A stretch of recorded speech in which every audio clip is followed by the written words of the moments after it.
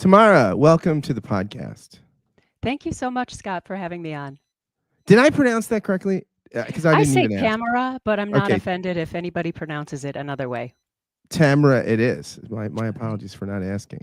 no This is worries. the complexities of the pre-game conversation that we didn't really have, but which is not at all due to you. But so let me be really candid. I know your publicist. I get the book.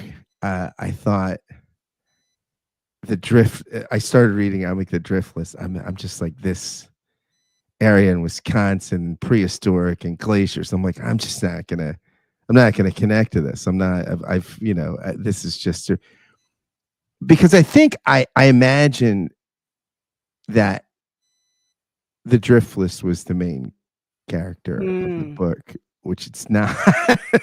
Hmm. And really, your own story is. I mean, you're the character, and the Driftless is the backdrop, is the context for your own journey. But what a fascinating journey this book is. I found it just you're a great story. I mean, storytelling. I mean, you're a great storyteller, but you're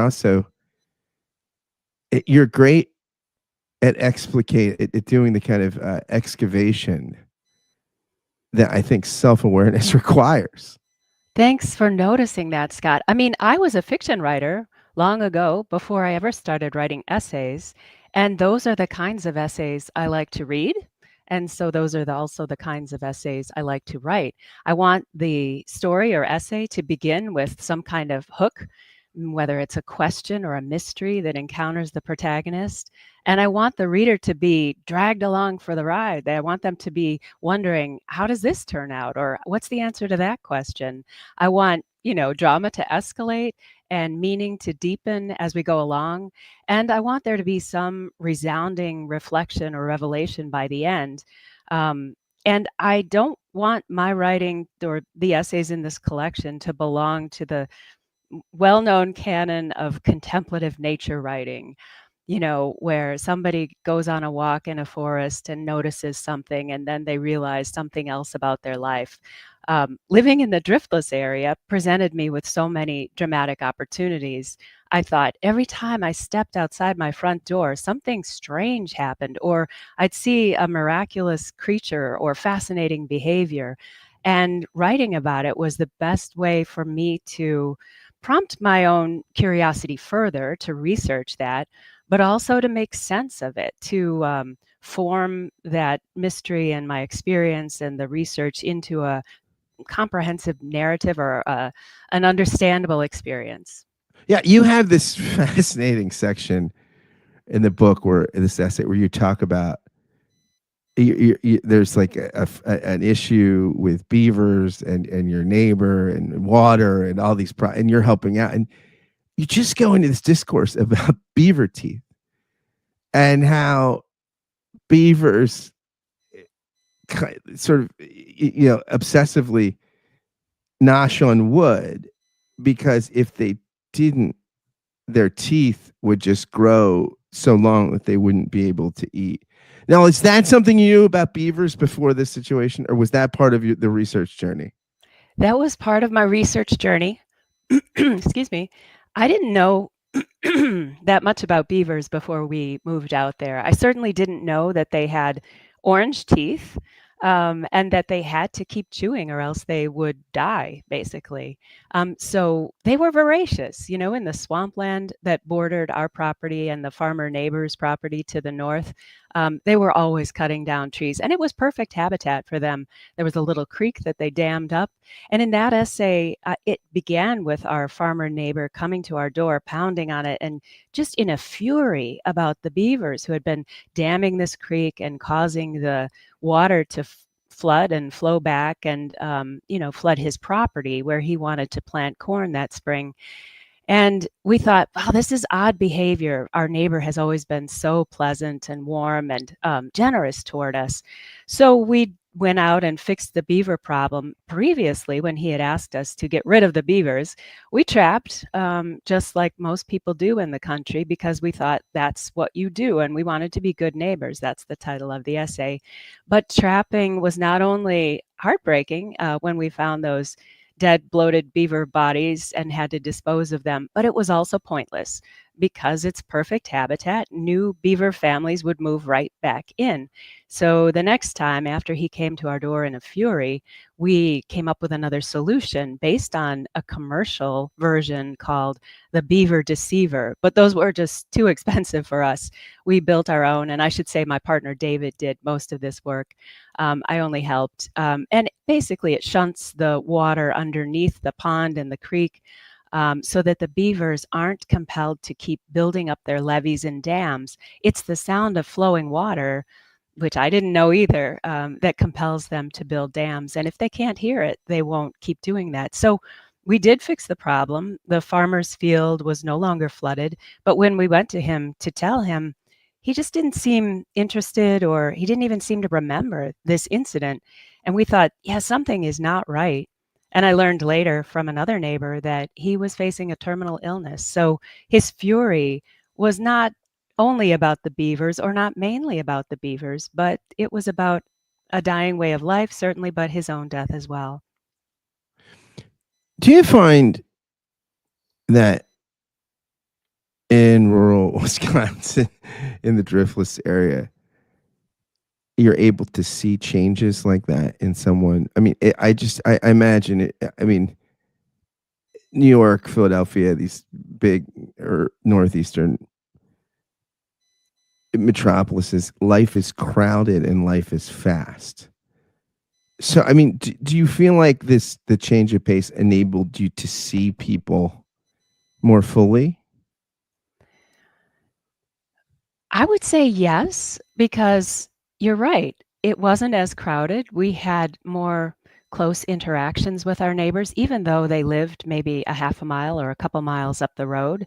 We would encounter them along the road or at the businesses which we all frequented. And I learned so much about community living in that rural area. First of all, it became clear to me quite quickly that people are connected through this extensive, complex web of, marriages and interrelationships and old histories that go way back for generations. And we were entering that community as newcomers. And even if we had lived there 30 years, I think we still would have been newcomers. But another thing about the community that really struck me was how people stuck together, especially in times of disaster. You know from reading Shelter and Storm that there were chronic climate change induced floods, and people's houses and barns were washed away, their livestock gone downstream. And, everybody came to help, and nobody asked, what your politics were or who you voted for. Another example in the book is when our prairie fire got out of control. A neighbor up the road, I called asking if I could borrow their, fire extinguishing equipment, said, "No, we're coming to help. We had other plans for this evening, but this is our plan now." And again, nobody asked. Partly it's a practical reason that emergency services can't reach you as quickly as they could in a metropolis. But also, I think it's an understanding that that kind of cohesion is really necessary out there. No one asked anyone's politics. That's such an interesting thing to say because it feels like every square inch of American life right now is politicized, right? Even on dating apps, so we're talking to friends where people are just make it very explicit, like don't swipe on me if you think this, if you're of this party, if you think this about Israel, if you think that. I mean, it's amazing how explicit people are. Hmm. That was something super interesting about your book. That it's not. I mean, you do talk about climate change, but in a way that's not starkly political. And in fact, it's strange. It's strange reading something that is this human without being utterly politicized. Were you aware of that as you were writing the book? Because you're writing in the age of Trump and the age of tribalism. Did you sense like, oh my, gosh, maybe I should politicize this. Maybe I need to tribalize it a little more. I mean, what did you have a sense that you're doing something that's different than a lot of essayists are doing right now in this cultural moment? Yeah, I think that the best writing does not come with an agenda. I mean, I enjoy reading the news occasionally, maybe not so much anymore. But people's points of view in opinion columns, of course, you need to take a stand. But as I mentioned before, I love the kinds of essays that take you on a journey. It's really like a little adventure story. Along the way, I wanted to be aware of just the human connections that we share and to bring those out. So, for example, the essay An Ordinary Woman, which was published in the American Scholar as Safer Than Childbirth, focuses on a woman who was buried in a little cemetery on our property in rural Wisconsin. For years, my neighbors had told me, oh, there are Civil War soldiers buried in that cemetery, but their tombstones were washed downstream in the epic flood of 1978.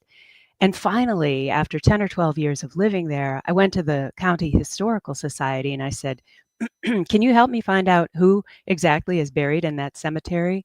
And they brought out a list of names. Why do you do that? No, people don't do that. Like normal people. This is what's interesting about the book, right? These little adventures you go on. You're hunting fireflies. You're doing this. What? I don't know people, and maybe I just don't get out enough, which is very possible. But I don't know people that do that. What is it about you that compels you to? I want to know the stories of the people that lie there. What is it in you that is compelled that way? I think I'm just wired to be inordinately curious. I want to know the story behind the story. I don't want the surface story. I think oftentimes when I start reading a book, or even when I start writing something, I'm sort of praying, please tell me a story I've never heard in a way I couldn't have imagined. I'm always looking for that next extraordinary tale. Are you this way socially too? I mean, at a cocktail party, are you digging? I don't know how many cocktail parties there are in the Driftless, but I mean, are you this way in social interactions, or is this something that comes easier with people that aren't alive or fireflies? No, I'm this way with most people. Uh, I'm terrible at a party because I don't want small talk at all, and I'll ask you why several times, or I'd much rather be on your side of this interview asking someone questions. I love interviewing people, and it's such a privilege, I think, when somebody will spend an hour or two with you telling you about their research or their experience or their lives. These are things that we can't find on the internet oftentimes, these human conversations. And that County Historical Society, which had the records on the people in my cemetery, doesn't even have digital records. Nothing is digitized. So you have to ask the curator about a topic, and she'll go back in some room that you don't get to see and come back with this file of papers and photos and newspaper clippings. And you can keep it for a while you sit there at the table, and then she'll take it back. So I love these primary sources that are so singular and unique. When you and your partner move out to this area, to the Driftless, which is named for glacier movements and stuff, which is pretty interesting environmental history that I found more interesting than I thought I would. It's interesting what you can find interesting, right? I've had this experience with TV shows, like I can think of a host of serial dramas where, like, I don't connect with the idea of biker gangs or this or that, but all of a sudden there's just one human story or a couple, right? That they're different backdrops for something universal. But I'm struck. You get out there and you're thinking about, all right, we're going to be farmers right now. This is This is a more earnest version of Green Acres. Here we go. And you're in this government office, right? And you get to know this bureaucrat, and and you're an intelligent woman. You're a writer. You've been a tech writer. I mean, it's not as though you don't have a handle on complexity, and you're very vulnerable about just how stymieing and like a beetle on your back you sort of feel. And it's funny because in the back of my head, I've been listening to Ezra Klein's interviews about this new book Abundance, where he's talking about how basically we need a left that has better smart embraces smarter regulations, and that's all I could think of. It's like they want to farm. Why is this so damn hard, right? The USDA is so complicated, and it's this ball of twine that's been built up over decades. First, these programs like subsidies and grants and all the safety nets for farmers came about during or right after the Great Depression in the Dust Bowl era, when farmers were hard hit, especially. So it's just a complex connection of programs. I was stymied, as you said, by this, and I felt so intimidated by these women at the USDA office who would try to explain to me why I was getting, say, $2,000 a year to not grow tobacco. And I finally thought it would be a kindness to just sign that paper and walk away so they can get to somebody else. I never did understand the price supports. I got a little bit of money for growing corn if I had grown corn, and if the price of corn hadn't met a certain amount that year. But I never did grow corn, and so I never cared about the price of corn. But still, my farm had been enrolled in this program, long before I purchased the property, and it continued on as long as I kept signing those forms. I felt a little bad about it, but I told myself, I'm going to take this money, I'm going to donate it to a nonprofit, and the circle will be complete. You say something in the book that really struck me. There's a passage where you're talking about rural Wisconsin, and you say, where I live in rural Wisconsin, the past exerts itself. It affects me. I slop through the channels left by long dead farmers. I eat apples from trees planted by white settlers and ground nuts cultivated by the Ho-Chunk people or their predecessors. I laze in the shade of oaks left unlogged for that purpose, and let a field that was burned intentionally for centuries burn its way back into the prairie again. Why does the past exert itself in rural Wisconsin in a way it doesn't in New York? What was new? What was new about reality that you felt the past? That's such. I underline that sentence. I read it over and over because exert is really an interesting word, right? I mean, it's intentional and it's strong. So, what is it about this context that makes the past exert? Certainly, there was an aspect of these examples you read that was new to me, but also it affected my actions. That channel in the low-lying field that some farmer had created long ago with drain tile underneath the soil caused my tractor to get stuck when I was trying to cross the field, or caused my feet to be soaked when I was walking through the field. And those ground nuts that Ho-Chunk people or their ancestors had planted on the land where we had built our house became a source of curiosity and also food for us, and it had been a staple for them. So the past was so evident in all the features of the landscape. And as I said, it affected the way I acted. I mean, that old oak up on the hilltop did provide shade for me as well. And these kinds of things stand out, I think, on rural property. Yeah, and it's interesting. The past for you is not solely anthropomorphic, right? I mean, it includes there's a great passage where another passage I thought that I found arresting, where you're talking uh, about trees, and you say when you're wondering about fallen trees and what we do with with trees after storms and extreme weather conditions which are exacerbated by climate change. You say, with which human construct will we measure the worth of trees?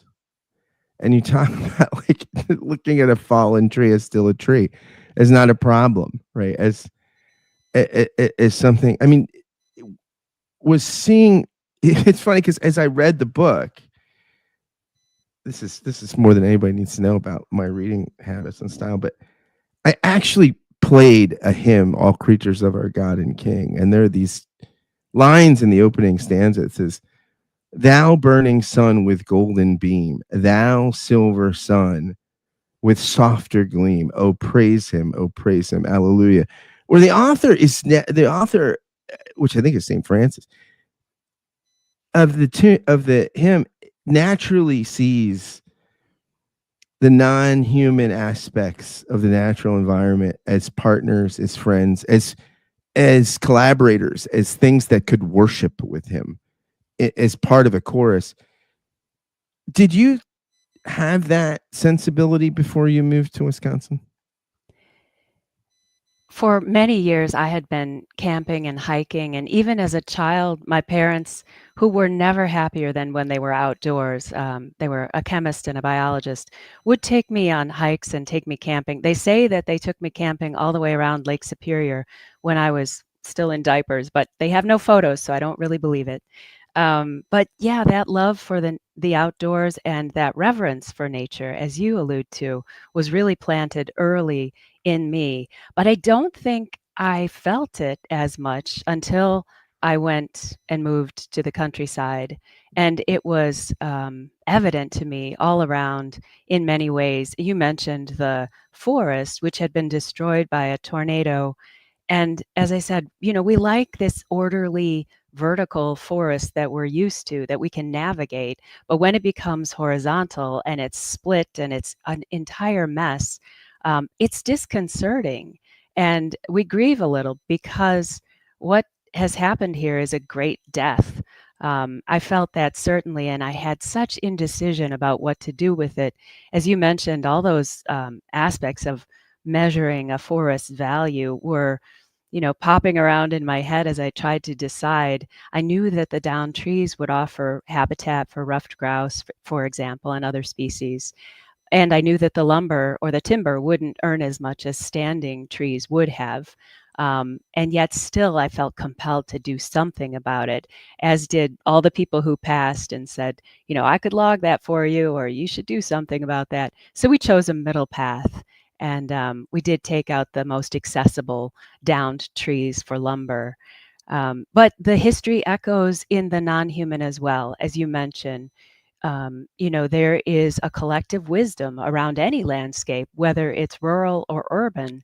And I think we can tune into that. The collective wisdom includes not only the people who have lived there before us, but also the creatures who lived there before and now. And it includes us if we're motivated to contribute to that landscape in some way.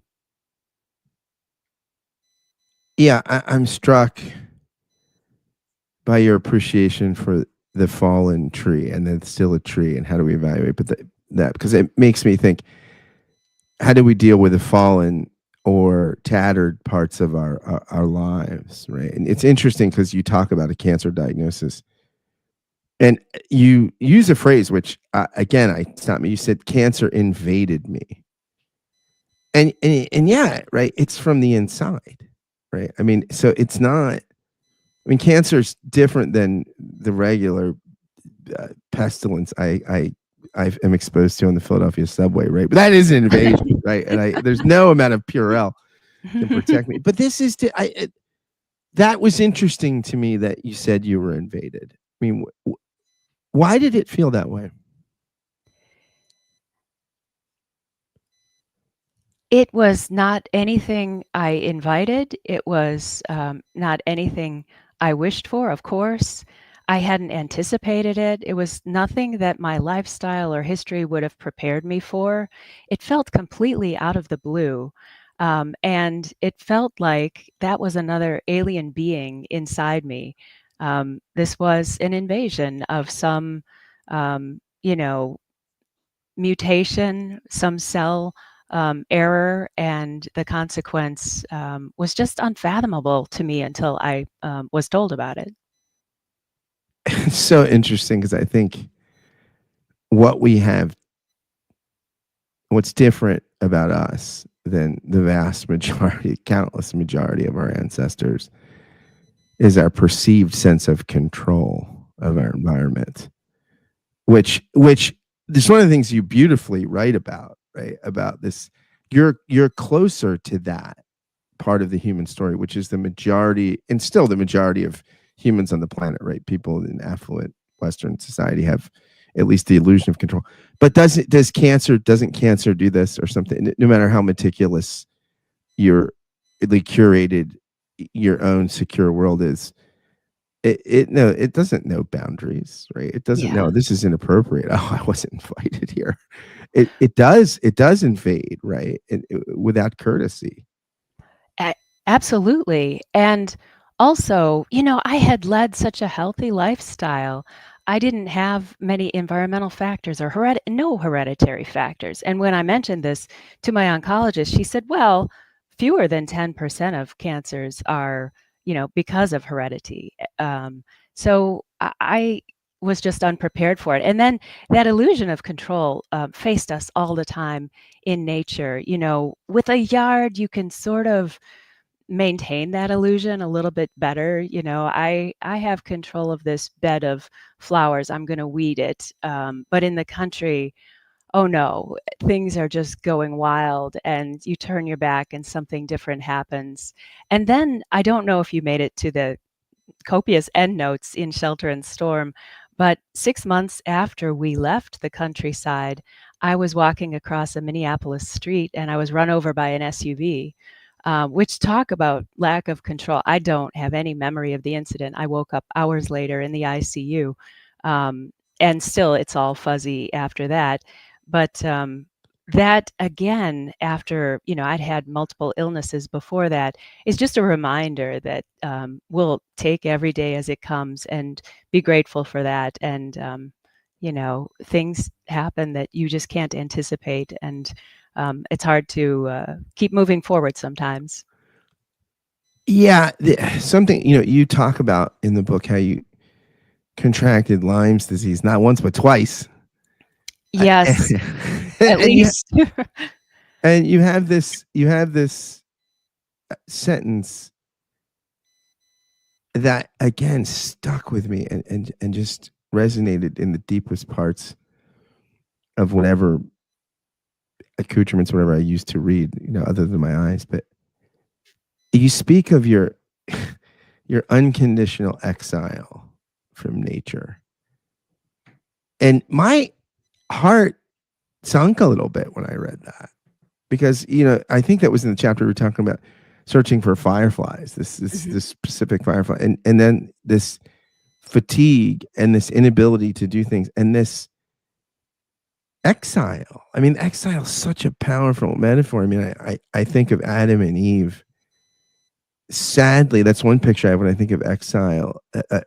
Walled out from the garden. I mean, this is just so. What? How was it to deal emotionally with the exile? How did you deal with it? That was the hardest part of living in the country was, the first time I contracted Lyme and tested positive for it, I didn't notice until I had probably had it for 9 months, and then all of a sudden I couldn't walk. And, became, treatments brought me back to a semblance of normal, and then I contracted it again, and this time it went on for years. I mean, every morning I wasn't sure if I would wake up and be able to do just normal things like, sweep the front walk or make coffee. Some days I was in bed all day, and it was devastating, and it was also kind of embarrassing. I had been so active for so long. I just wouldn't tell people about the days I stayed in bed all day. I could usually, if I Why? had a Why did you feel shame about it? What kept you from sharing it? I felt, sheepish about it, but also I didn't want people to be pitying me or suggesting things. I imagine it's a lot like what some people have experienced with long COVID, and it's frustrating. And for people to suggest, well, you should take this herb, or you should try, this hot bath, um, when you've tried everything and nothing seems to work, it's so frustrating that I didn't want to invite that kind of attention from Do people. you think when people do that, is it really out of their concern, or is it to deal with their anxiety? Like that your suffering provokes anxiety in them, so they can't just sit silently and say, "Oh, I can't believe that." Like, just tell me your story. They've got to prescribe something, right? Because that makes their anxiety go away. Yes, more charitably, maybe it's their also feeling frustrated about your condition, and they would, because they care about you so much, they'll do anything to try to make it better. I feel that sometimes myself, and truthfully, going through Lyme disease and other illnesses has taught me about how to interact with people who are chronically ill. So I don't think it's just anxiety that they want to get rid of, but I think they're genuinely being or trying to be helpful. It just doesn't help all the time. But isn't that help though wedded in some way to what we were talking about before? This need to control, right? So to just accept your suffering and that it's chronic and there's nothing anyone can do, and all they can do is be part of the story with you. That's disempowering for some people, right? If you are in a control addicted culture, that can seem as debilitating to them as the disease. Yeah, I think you're onto something there. I think we find many ways of trying to control situations, and it just doesn't work, does it? I mean, we have to let go. And the best thing you can do for someone who's experiencing chronic illness, or even devastating grief, is listen. Listen to what they have to say. Listen and empathize with their experiences, but don't try to offer solutions. You talk in the book about building the house and this ongoing project, which I would have quit. I wouldn't have started. First of all, I wouldn't have said. That's the other thing I felt like when I was reading the book. At certain point, I'm just like, better her than better her than me, better her and her partner David than me. I couldn't. I would have just gone fetal half the time. It's just remarkable the fortitude you had. But I love this description. You say, after another fight, I curled up on the roof and watched the river behind our house until dark. A conversation later that night led David and me to a cool, firm decision. We would abandon our project and our relationship and move back to the city. You're like, that's it. No more Wisconsin. No more you and me. Cut our losses. We're going back to the concrete jungle. And say, but the next morning we woke still together. We returned to work. The project had become bigger than we were, even as it obscured our regard for each other. It bound us together. It's just so interesting how the building of a house can not just, can make you, can bring you to the point where you're willing to throw in the towel with your partner, and then in the same sense deepen the relationship. You get into the nitty gritty of your different approaches to things and doubting each other's intuitions and things like that. That I mean I'm thinking, is it all worth it for a house? But then, yeah, it sounds, as I read, it was worth it for the house, wasn't it? It was. That passage you read was the absolute low point, I think. And we didn't fight every day, but you know how they say couples should never wallpaper together if they want to maintain their relationship. This was like wallpapering every day in so many ways. We're both dogged people, if nothing else. We stick to it. And we had this goal and we wanted to finish and complete the house, certainly. We had a big dream for it, but we're also people of logic, and we both had experience or backgrounds in computer science, IT, data. So we like to be grounded in proof. But everything about building a house, especially a house made of earth blocks or mud bricks, was malleable or Oh God, you impermanent. talk about reading brick recipes. Oh, yeah. It's just I'm just like sitting there. I'm thinking I wouldn't last day one in the brick recipe. I have a tough time with a casserole recipe. This is just I'm thinking, how is she? How are they making? It's Passover. I'm thinking about how tough the Jews had it, bricks without straw. You're like making bricks. It's like you're laboring for Pharaoh here. How do you do that? Um, like I said, we're nothing if not dogged, and we wanted this house so badly. We wanted a house that, exemplified our environmental principles. So long after we were gone, hopefully, it could just compost back into the earth, um, and be light on the land. But yeah, we just kept moving forward, and we're also both tinkerers. We're very, very curious about engineering too. So we wanted to see if we could do it. There's a well-known axiom about every relationship needs a third thing. For many people, it's children. And during this period of our life, it was our house and all the other projects we had going on the land. There's one passage very interesting. You're talking about some of the housing challenges, and you're talking about a particular. Uh, or this was, I guess, this was maybe in the logging section or something, and you said that.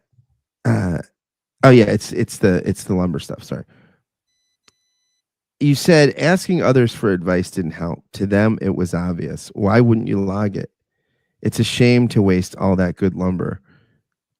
Only Sanha, a Buddhist priest and friend of mine, raised the question: can you do nothing?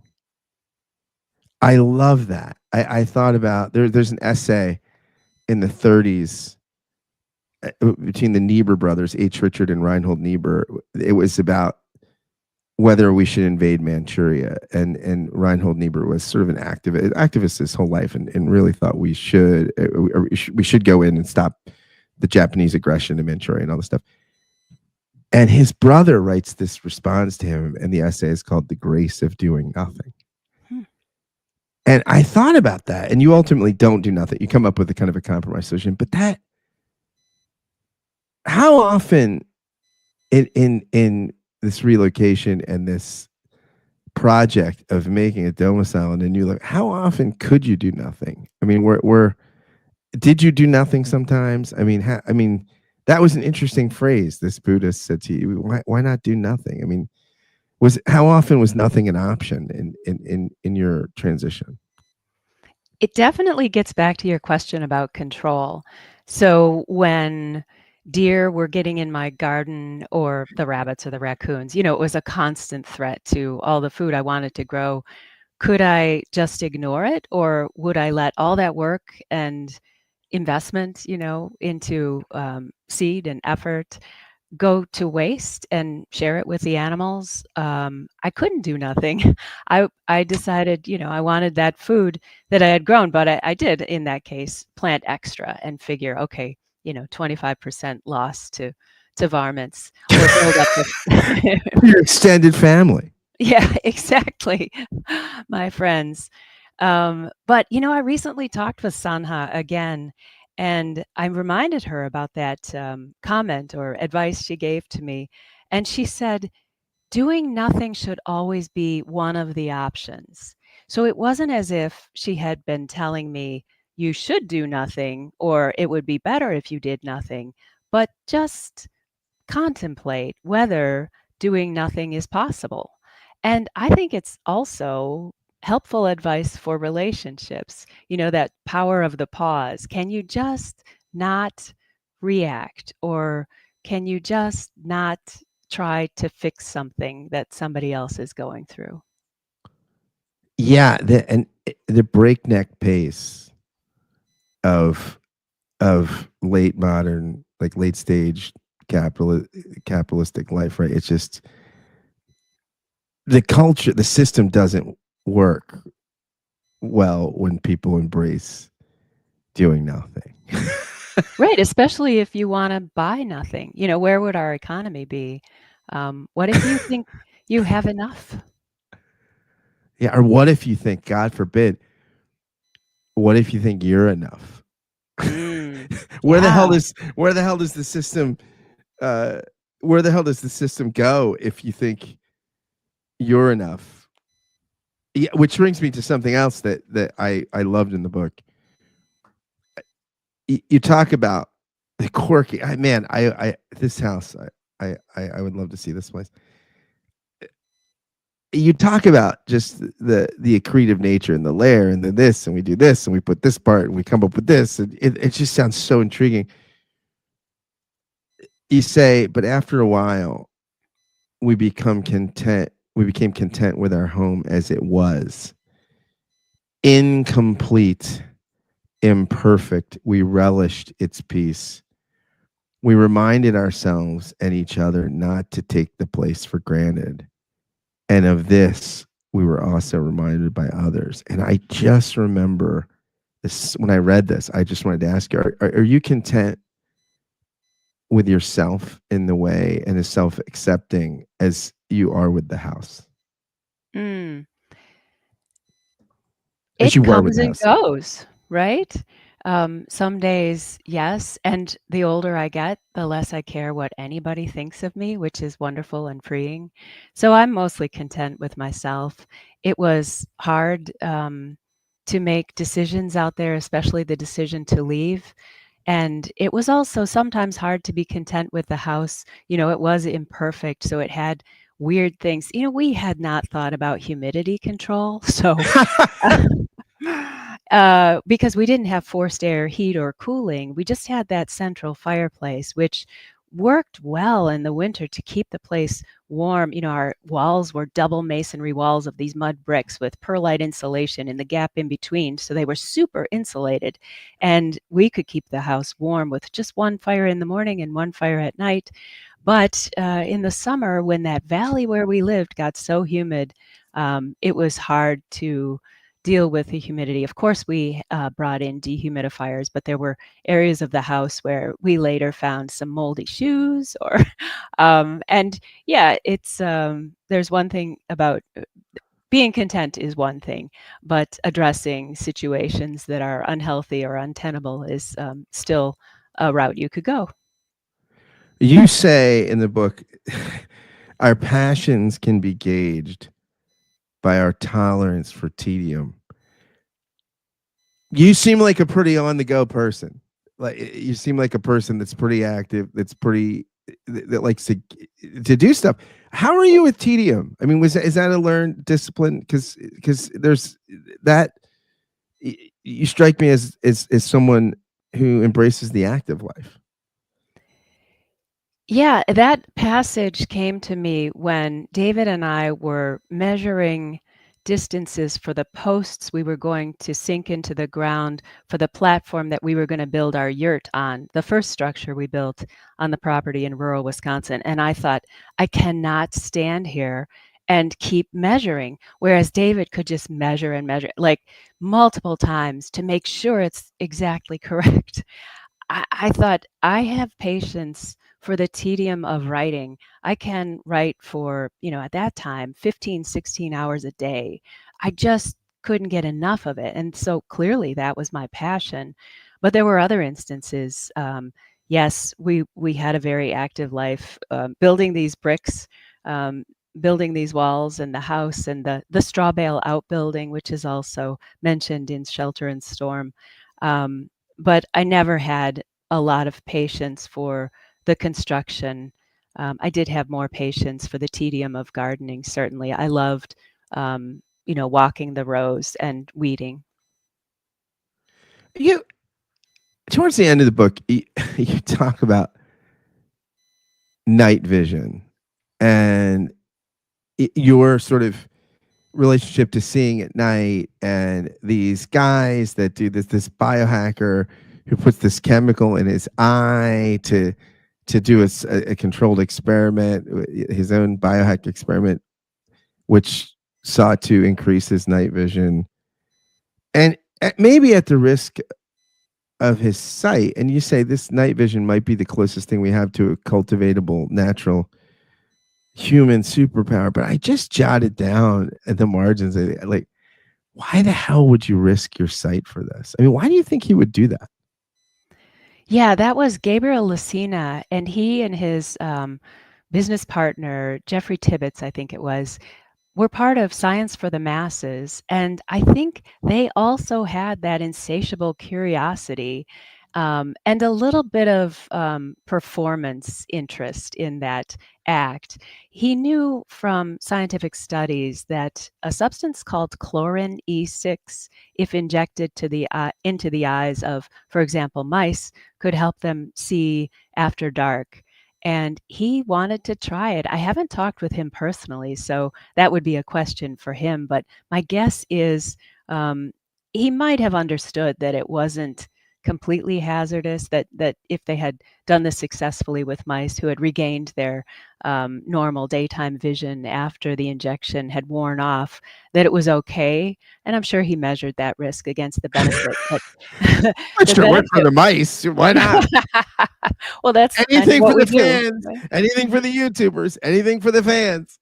Possibly. I think, the photos from their experiment that night show him with these giant, watery black irises because he had put in light dimming contact lenses. And as I surmise in the essay, I think they enjoyed this, homemade horror movie aspect to the experiment. They went out after dark and had these shapes in the woods that he could identify 100% of the time. So it turned out that this injection was actually effective. You say in that section, you talk about darkness, and there's a beautiful observation you make. You say darkness made equals of poor and wealthy, servants and masters. You're, of course, talking about before streetlights, servants and masters, women and men. Past sunset, oppressors needed artificial light to point out their symbols of country and religion, to run factories and enforce conforming behaviors. For the less powerful, darkness and the ability to navigate celestially meant freedom. And it's interesting because you think about urban living and there's just no darkness, right? I mean, you think of Times Square, you think of Center City, Philadelphia. I mean, it's just always illumined, right? And I never thought about this. Where did you come up with that insight about artificial illumination and the capacity for it to be the tool of the oppressor? It's brilliant. Well, thank you. I don't think it's mine alone, but I'll say that the essay was prompted by a friend from Chicago who came to visit and basically cut her visit short and ran back to the city because she said, "It's scary, all that space and darkness." And that was the original title of the essay, Space and Darkness, because I was flummoxed by her comment. I thought, "What? It's beautiful, but it means, we can be free and explore, and it's enchanting." The darkness was something I sought more of. So I wanted to explore the tensions there between those approaches. And I think that there's a book by Roger E. Kirch, which I mention in that essay, which really highlights what life was like before gaslights lit the streets of London, Munich, and Paris. In fact, it was the most dangerous time for, thieves and murderers and rapists and other crimes. And yet people still went out after dark because that was their freedom. And I just love that idea that you're willing to risk being a crime victim because you're also not being controlled by, the oppressors who can easily enforce their rules during the day.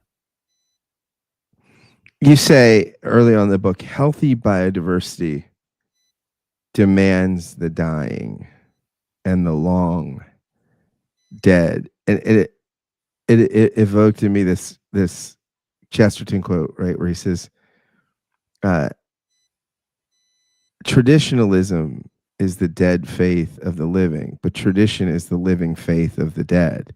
And the significance of the democracy of the dead, right? That and we live in such a presentist age, right? That if it's not in the now, right? If it's not on TikTok, if it's not in the think piece that's featured for the day in the Atlantic, whatever, it's gone. Man, I wonder what lessons could we learn from biodiversity for our cultural and intellectual life? Did you were you able to find those connections in your, because you're someone who obviously values the life of the mind? That's head exploding. Thank you, Scott. I love that observation. And I think it comes out in some of the essays around community with respect to honoring the history of the land and its people, and also listening to the stories of people who have experienced so much. And without listening to each other, I think we're a very superficial society. And one thing about the culture today, I just don't participate in social media much, not because I'm righteous about it, but because it's not that interesting to me. I would so much prefer those long, deep conversations with a stranger. And that's something I'm trying to take from my life in the countryside back to my life in a small city. Well, Tamara, you are a deep conversationalist, and I appreciate you writing this book, Shelter and Storm, a home at home in the Driftless. It's a great book. I encourage all my listeners to pick it up. You are a deep conversationalist, and thanks for uh, making some time to talk about the book and your life with me. Yeah, it's been a great pleasure, Scott. And you've left me with things to think about further. So thank you for that. Thank you so much for coming on. Mhm.